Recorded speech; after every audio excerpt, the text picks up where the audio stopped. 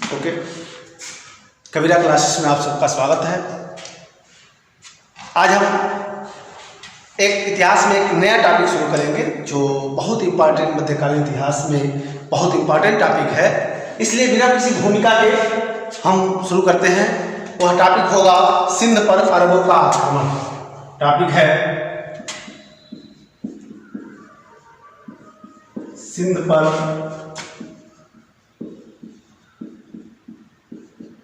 अरबों का आक्रमण।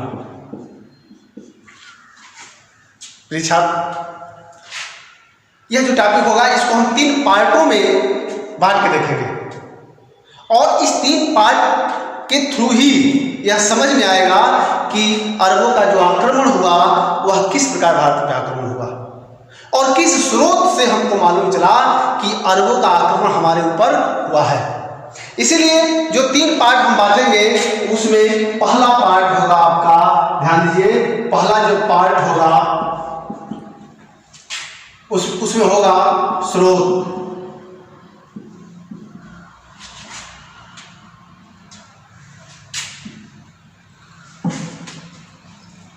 दूसरा इसमें लिखेंगे हम तारीख हिंद।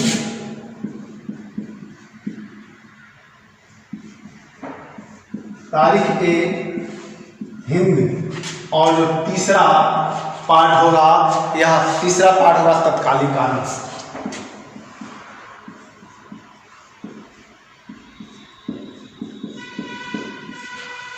यह जो 3 चीजें हैं, इस 3 चीजों के माध्यम से ही हम देखेंगे कि अगर भारत पर अगर सिंध प्रांत पर अरबों का आक्रमण हुआ तो इस अरबों के आक्रमण में क्या क्या कारण थे। हम स्रोत देखते हैं, किस स्रोत से हमको मालूम चला कि भारत पे अरबों का आक्रमण हुआ है, सिंध पर अरबों का आक्रमण हुआ है। इसमें पहला स्रोत है, किससे मिला? चचनामा। एक चचनामा किताब है।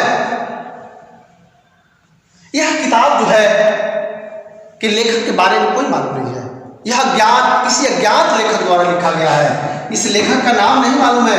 अज्ञात, अभी तक ज्ञात ही नहीं हुआ है कि इस चचनामा को किसने लिखा। अज्ञात लेखक कि इस बुक से, इस किताब से, चचनामा से हमें मालूम चलता है। लेकिन यह जो चचनामा था यह किसी दूसरे लैंग्वेज में था, दूसरे शब्दों में था। इसलिए एक हमारे यहां विद्वान हुए कुकी या कुकी ने इसको फारसी में अनुवाद किया। किसको? इस चचनामा को। वह चचनामा को फारसी में अनुवाद किया। जब फारसी में अनुवाद हुआ तो तब जाके हम मालूम चला कि इस चचनामा में तो सिंध पर जब अरब आक्रमण किए थे, अरब के लोग आक्रमण किए थे, उसकी कहानी है, उसके बारे में बताया गया है। दोस्तों, यह चचनामा अज्ञात लेखक, इसका फारसी अनुवाद कुकी ने किया था। एग्जाम व्यू के दृष्टि से बहुत इंपॉर्टेंट है, आता है कि चचनामा का फारसी अनुवाद किसने किया था। तो इस चचनामा के स्रोतों के से पता चलता है कि भारत के सिंध प्रांत पर अरबों ने आक्रमण किया। दूसरा है तारीख हिंद। यह 1600 ईस्वी में लिखी गई किताब है। 1600 ईस्वी में शासक उस समय कौन था? उस समय शासक अकबर था। अकबर जो 1605 ईस्वी तक वह शासन किया। यह जो तारीख हिंद 1600 ईस्वी में लिखा गया, यह किताब मीर मोहम्मद मासूम नामक एक लेखक ने इसको लिखा। इसको जिस लेखक ने लिखा उसका नाम था मीर मोहम्मद मासूम साहब ने तारीख हिंद लिखा। और तारीख हिंद में जो अकबर के दरबार में रहते थे, अकबर के काल में लिखा गया और इन्हीं के द्वारा तारीख हिंद लिखा गया और तारीख हिंद से ही मालूम चलता है कि सिंध पर अरबों ने आक्रमण किया था। वह तारीख हिंद में यह वर्णन करते हैं या नहीं, वह तारीख हिंद में वह बताते हैं कि इससे पहले भी अरबों का भारत से या सिंध से संपर्क था।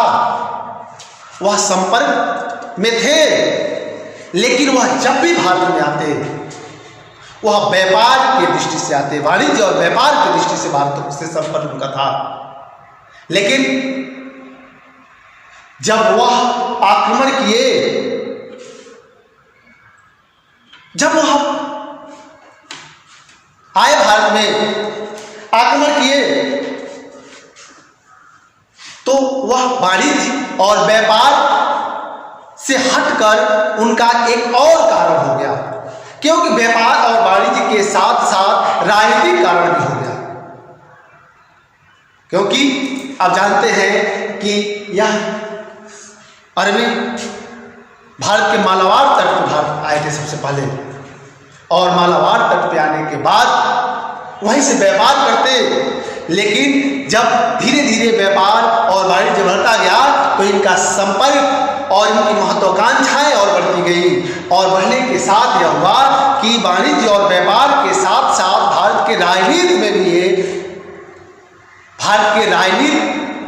ये भागीदारी निभाने लगे और यह उसमें हस्तक्षेप करना शुरू कर दिए। यही नहीं, जिस समय भारत में आक्रमण किए उस समय सिंध का खलीफा, अरब का खलीफा जो था उमर था। ध्यान दीजिए, एक खलीफा पद होता है और यह खलीफा किसको कहा जाता है? ध्यान दीजिए, यह खलीफा आया है, इसे थोड़ा बहुत हम चर्चा कर देना चाहते हैं। खलीफा वह है जो इस्लाम धर्म में इस्लामिक नेता के रूप में जाना जाता है, उसी को हम खलीफा कहते हैं। और यह खलीफा पैगंबर मोहम्मद साहब के उत्तराधिकारी के रूप में जाना जाता है। यह पैगंबर मोहम्मद साहब के उत्तराधिकारी माना जाता है। यह इस्लाम धर्म में यह सबसे बड़ा पद होता है, सबसे बड़ा ओहदा होता है। इसीलिए चूंकि ध्यान है कि पैगंबर मोहम्मद साहब ने अपना कोई उत्तराधिकार नहीं छोड़ा था या कोई उत्तराधिकारी नहीं चुना था, लेकिन बाद में आने वाले समय में उनके मृत्यु के बाद जनसाधारण सभा ने अबू बकर को पहला खलीफा नियुक्त किया। तो यह जो खलीफा होता था, यह इस्लाम धर्म में पैगंबर मोहम्मद साहब के बाद इसका इस्लाम धर्म में सबसे ऊंचा स्थान है। तो उस समय, जिस समय भारत पे आक्रमण हुआ, उस आक्रमण में के समय अरब देश का खलीफा उमर था, और यह उमर के समय में ही यह भारत पे आक्रमण हुआ। 600, ध्यान दीजिए, 636 ईस्वी में 636 ईस्वी में महाराष्ट्र के थाने नामक जगह पर सिंधों का आक्रमण हुआ।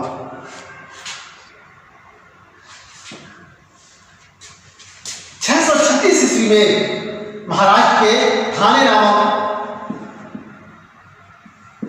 जगह पर सिंधों का आक्रमण हुआ, अरबों का आक्रमण हुआ। क्यों? क्योंकि उस समय यह जो जगह था वह बंदरगाहों और समुद्रों के नजदीक हुआ करता था, इसलिए आक्रमण करने का जगह भी वही होता था जो समुद्रों, बंदरगाहों या जो जल मार्ग के नजदीक हुआ करते थे। तो तारीख हिंद से यह हमें खबर मिलती है कि 8वीं सदी के प्रथम दशक में, ध्यान दीजिएगा, 8वीं सदी के प्रथम दशक में इब्न अल हरी अल वहीद ने सिंध पर आक्रमण किया, जो मकराना को जीता। मकराना जीतने के बाद उसको सिंध विजय के रास्ते खुल गए, और इसी वजह से कहा जा सकता है कि तारीख हिंद जो है विधिवत बताता है कि भारत पर जो अरबों का आक्रमण हुआ या सिंध पर अरबों का आक्रमण हुआ वह किस कारण से हुआ। यह तीसरा कारण था। दूसरा कारण था। अब जो तीसरा कारण है तत्कालिक कारण, वो हम आपको बताते हैं। इनका जो तत्कालिक कारण था, इस तत्कालिक कारण में ध्यान दीजिए, जिस समय भारत पर अरबों का आक्रमण हुआ उस समय ब्राह्मण वंश का जो सिंध प्रांत था, सिंध प्रांत पर ब्राह्मण वंश का शासक था। ध्यान दीजिए, जिस समय भारत पे अरबों का आक्रमण हुआ सिंध प्रांत पर, वह उस समय वहां ब्राह्मण वंश का शासक था। और जब ब्राह्मण वंश का शासक था तो ध्यान दीजिए, इस वंश का संस्थापक भी हुआ होगा। तो संस्थापक था चार्ज संस्थापक था। इस ब्राह्मण वंश का संस्थापक चार्ज था, लेकिन उस समय चार्ज का जो पुत्र था, चार्ज का पुत्र दाहिर, चार्ज का पुत्र, इसका पुत्र दाहिर सिंध प्रांत का शासक था। और अरबों का आक्रमण सिंध पर ही हुआ, दाहिर पर ही हुआ, क्योंकि जब इस पे आक्रमण हुआ, क्यों सिंध पर ही हुआ, इसका कारण था क्योंकि ध्यान दीजिए, अरबों की व्यापारिक ताल्लुक था श्रीलंका से। वह श्रीलंका से व्यापारिक ताल्लुक रखते थे। दाहिर जिस समय शासक था तो लंका से उनकी कुछ जहाज आ रहे थे और वह जहाज अरब जा रहे थे। ध्यान दीजिए, बहुत अच्छी कहानी है कि जिस समय दाहिर शासक था तो दाहिर शासक था अपने यहाँ सिंध प्रांत का, लेकिन उस समय सिंध प्रांत के रास्ते ही होकर लंका से आने वाले जहाज वह अरब देश आते। अरब देश जाते, लंका से आने के बाद एक देवल नामक जगह था जहां सबसे पहले वहां जजिया कर लगाया गया था मोहम्मद बिन कासिम के द्वारा। उस देवल प्रांत के कुछ डाकुओं ने उनके जहाज को लूट लिया। जब जहाज लूट लिया तो जो अरब का शासक था, जो ईरान का शासक था हज्जाज, ईरान का जो शासक था, ईरान का शासक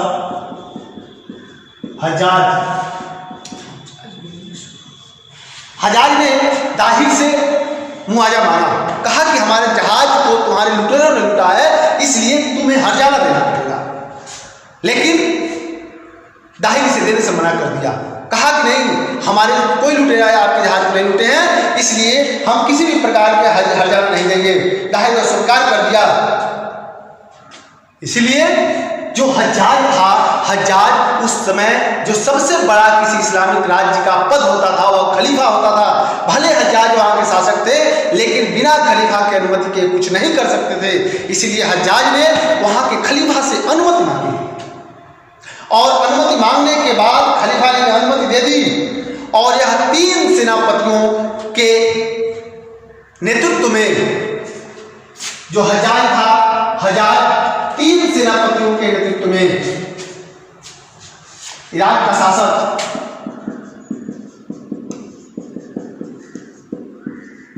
हज्जाज, यह 3 सेनापतियों के नेतृत्व में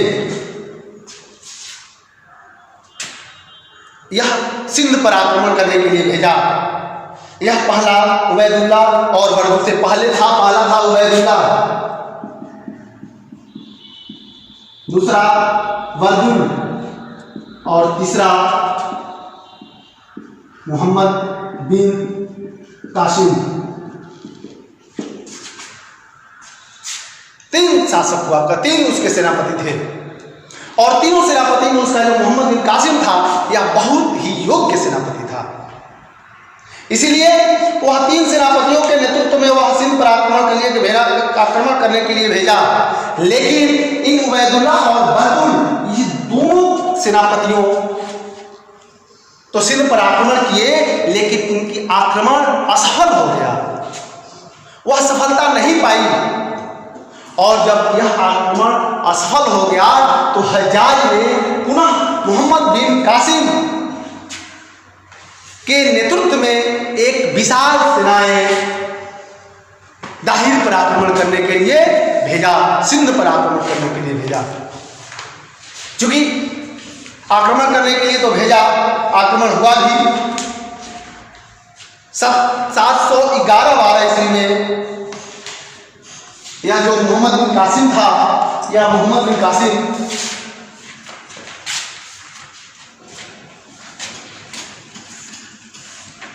ध्यान दीजिए दोस्तों,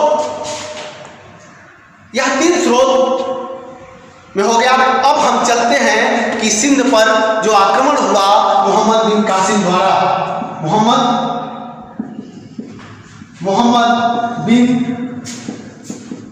कासिम द्वारा जो आक्रमण हुआ, इस आक्रमण में मोहम्मद बिन कासिम द्वारा जो आक्रमण हुआ, इस आक्रमण में वह सिंध पर मोहम्मद बिन कासिम मकराना मार्ग से वह सिंध पर पहुंचा। लगभग 711 to 12 ईस्वी में वह मकराना मार्ग होता हुआ सिंध पर आक्रमण किया। मकराना सर इस समय कहाँ है? ये मकराना मार्ग इराक और भारत के बीच में है।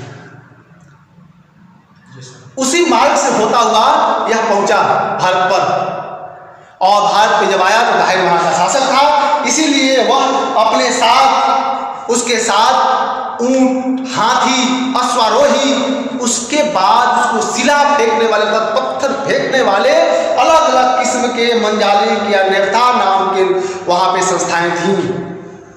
वह पूरी विधिवत से तैयारी करके सिंध पर आक्रमण करने के लिए वो चला था। यही नहीं, जब भारत में चला, कहा जाता है, ध्यान दीजिए बच्चे, कि भारत अपने आप से गुलाम नहीं हुआ है। भारत कभी भी अपने आप गुलाम नहीं हुआ है। भारत अगर गुलाम हुआ है तो अपने लोगों के चलते हुआ है, क्योंकि यहाँ अपने लोगों ने ही इसको गुलामी के जंजीरों में जकड़ा।